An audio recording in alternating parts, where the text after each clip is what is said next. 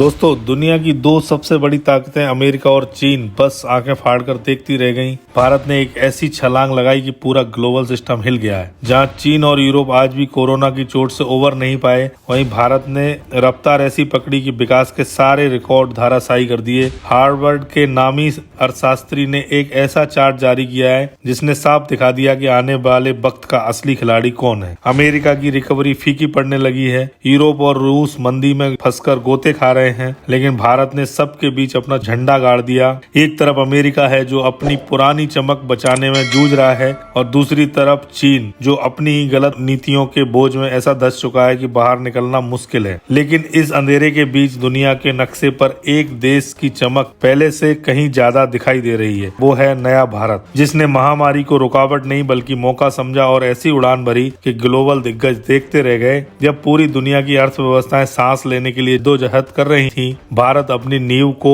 Steel की तरह मजबूत बना रहा था। हार्वर्ड के एक अर्थशास्त्री ने एक ऐसा चार्ट जारी किया है जिसने वॉशिंगटन और बीजिंग के गलियारों में खामोशी फैला दी है। यह चार्ट सिर्फ आंकड़ों का ढेर नहीं बल्कि भारत की उठान का वो सबूत है जो बताता है कि आगे की कमान किसके हाथों में होगी। आखिर इस चार्ट में ऐसा क्या है? भारत ने कैसे दो सुपर पावर को पीछे छोड़ दिया, और क्यों आज दुनिया की लगभग हर आर्थिक संस्था भारत के सामने सिर झुका रही है? हम आपको इस धमाकेदार रिपोर्ट का पूरा सच बताएंगे, इसलिए वीडियो पर बने रहिए। कमेंट में अपनी राय जरूर लिखिए। अब आते हैं उस धमाके पर जिसने हार्वर्ड कैंपस से निकलकर दुनिया की अर्थव्यवस्थाओं में हलचल मचा दी है। जेसन फरमैन ये कोई आम रिसर्चर नहीं बल्कि वो अर्थशास्त्री हैं जिनकी एक टिप्पणी से शेयर मार्केट डगमगा जाते हैं, और उन्होंने सोशल मीडिया प्लेटफॉर्म एक्स पर एक तुलनात्मक ग्रोथ ग्राफ साझा किया है। इसने दुनिया के बड़े बड़े देशों को पसीना ला दिया है। यह चार्ट 2019 यानी कोरोना से पहले के समय से लेकर 2025 की तीसरी तिमाही तक की तस्वीर दिखाता है। इसमें दुनिया की 5 प्रमुख आर्थिक शक्तियों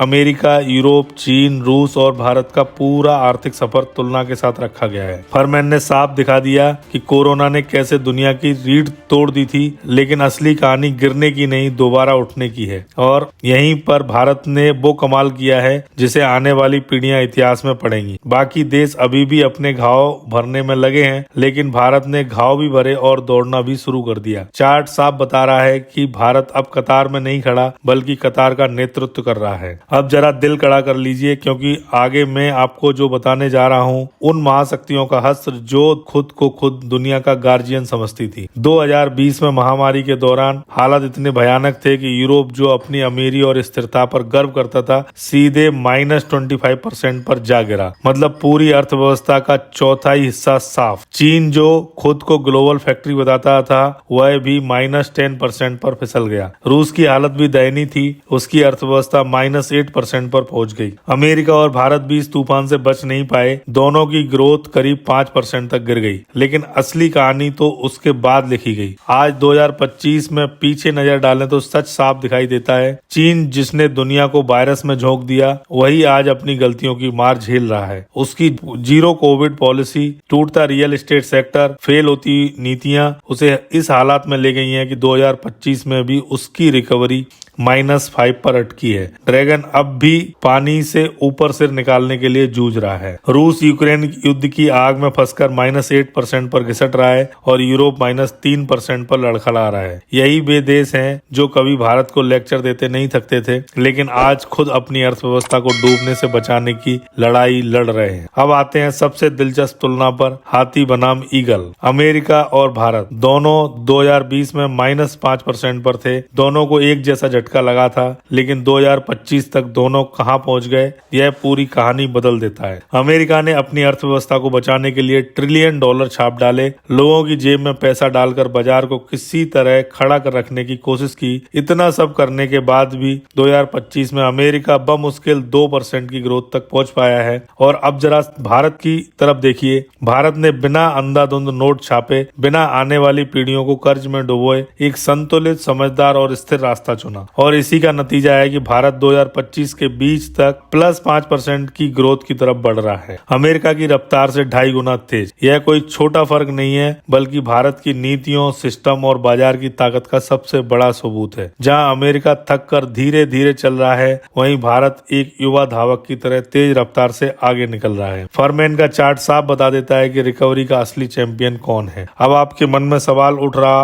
होगा कि आखिर भारत ने ऐसा क्या किया जब चीन और यूरोप जैसे शक्तिशाली देश लड़खड़ा गए, भारत कदम जमाए रखा। जेसन फरमैन ने इसका जवाब बिल्कुल साफ शब्दों में दिया है। भारत की छलांग तुक्का नहीं है, यह कोई रातों रात हुआ चमत्कार नहीं है, बल्कि मजबूत नींव का नतीजा है। भारत ने वो काम किया जिसकी जरूरत थी, अपना ढांचा मजबूत किया। जब दुनिया रो रही थी, भारत अपना डिजिटल इंफ्रास्ट्रक्चर खड़ा कर रहा था। यूपीआई ने गांव-गांव तक डिजिटल पेमेंट पहुंचाकर भारत की अर्थव्यवस्था को रुकने नहीं दिया।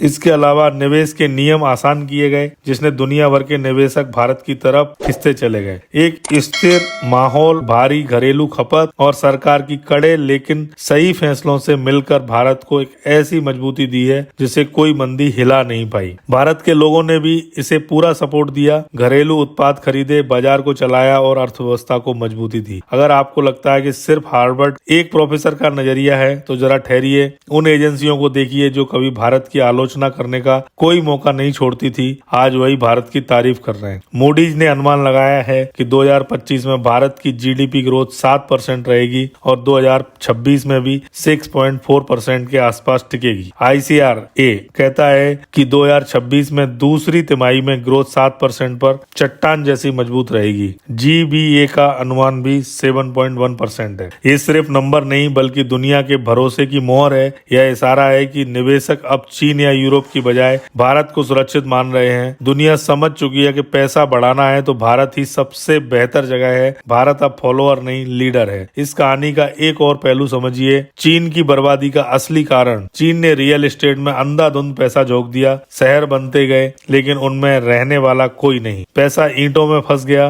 वहीं भारत ने समझदारी दिखाई, हमारी ग्रोथ हवा में नहीं, असली डिमांड से आ रही है। लोगों की जरूरतें, मैन्युफैक्चरिंग और घरेलू खपत भारत की ताकत बने हुए हैं। भारत का मिडिल क्लास आज दुनिया का सबसे शक्तिशाली उपभोक्ता वर्ग बन चुका है। जब 140 करोड़ लोग खर्च करने को तैयार हो, तो मंदी भी घुटने टेक देती है। जेसन फरमैन बताते हैं कि भारत ने 2020 की गिरावट से इतनी तेजी से रिकवरी की है कि 2022 में ही हम प्री कोविड लेवल से ऊपर निकल गए थे। यानी दुनिया जहां नुकसान भर रही थी, भारत मुनाफे में खेल रहा था। 2024 में हम +3% पर थे और अब +5% की तरफ बढ़ रहे हैं। यह ग्राफ लगातार बढ़ता जा रहा है। इस आर्थिक जीत का असर सिर्फ जीडीपी पर नहीं पड़ेगा, यह हमारे बॉर्डर्स, हमारी सेना, हमारी कूटनीति पर भी असर डालेगा। मजबूत अर्थव्यवस्था का मतलब है मजबूत रक्षा, बेहतर हथियार और दुनिया में दमदार आवाज। जब जेब भरी हो तो दुनिया सुनती है, और आज जब चीन और रूस माइनस में है, भारत प्लस में है, तो साफ दिख रहा है कि एशिया में शक्ति का संतुलन बदल रहा है। चीन जो कभी आर्थिक ताकत दिखाकर भारत को आंखें दिखाता था, आज अपनी गिरती जीडीपी संभालने में उलझा है, और भारत अपनी शर्तों पर दुनिया के साथ व्यापार कर रहा है। यह है न्यू इंडिया,